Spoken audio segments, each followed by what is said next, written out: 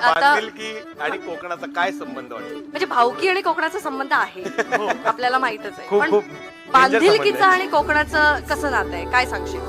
नाही कसं आहे माहितीये का, आपण जेव्हा सुरुवात केली होती स्ट्रीम्सला वगैरे, तेव्हा माणसांनी मला आपलं करून घेतलंय. मला असं वाटतं की माझ्यापेक्षा असं ते खूप चांगले आहेत. तर जेव्हा आपण कोकणामधली काही लोक बोलतो, जशी सुरुवात झाली होती आपले प्रदीप भाऊ म्हणा, अभिषेक भाऊ म्हणा, तर यांच्यामुळे ना ओळख झाली कोकणात. मग आम्ही कोकणात याचं निमित्त शोधायला लागलो. आता वर्षातनं 4-4 वेळा कोकणात येतो आणि लोक वेगळीच आहेत इकडची. काय घरातले काय बटाटे बिटाटे कांदेच पार्सल घेऊन देत आहेत. ते कोकणात आपलं ते काय आंब्याचा वगैरे सीझन आला तर मग ते आंबेच पाठवून देत आहेत. म्हणजे स्वतःहून गोष्ट करतात. आम्ही म्हणजे नेहमी प्रश्न विचारत असतो एकमेकांना की लोक कोणासाठी एवढं का करतात, आपल्यामध्ये काय असं त्यांनी पाहिलंय, एवढं सगळं प्रेम कशासाठी आहे, मग त्यांना काय फायदा काय फक्त पाहून.